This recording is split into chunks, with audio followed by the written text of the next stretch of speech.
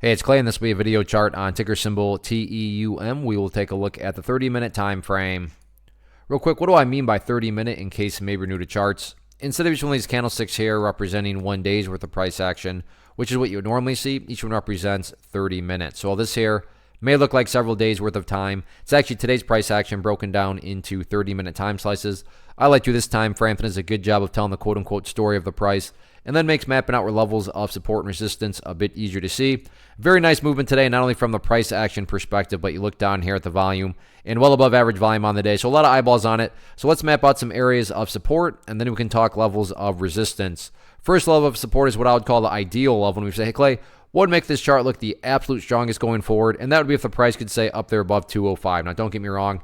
If the price falls below 205, I am not saying that implies the entire chart is destroyed or ruined or anything like that. But yeah, if the price could manage to stay up above that level, that would definitely be a massive sign of power going forward.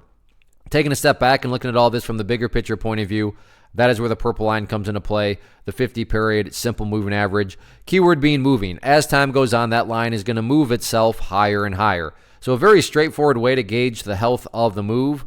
That right there being defined as the move. Just watch that purple line. As long as the price as long as the price stays above that line, as the line itself moves higher and higher, then the bulls are in full health, the bulls are in full control. However you must visualize that, that is what is being represented. Again, yeah, staying above 205 would be great, but from the grand scheme of it all, as long as the price is above that purple line, the bulls 100% own the chart. As far as levels of resistance are concerned, it's all about that pink line up there, which on my chart represents the famous 200-period simple moving average, currently valued at 221. So keep a close eye on that. But all in all, what really matters the most, way more than resistance levels, is what the price has already been doing.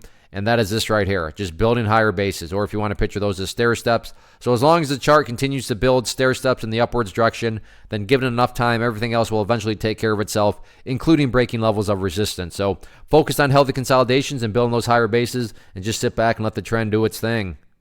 One of the biggest questions that I get is, hey Clay, how do you find the stocks that you trade? So what I've done is put together a free resource guide where I talk about the tools that I use to locate stocks that I find interesting and think may have potential. So if that sounds like something that could add value to you as a trader, then click on the image that is up on the screen right now and I will email you the guide. The guide itself is very short and to the point, and best part, it's completely free. Thanks for watching the video. Let me know if you have any questions.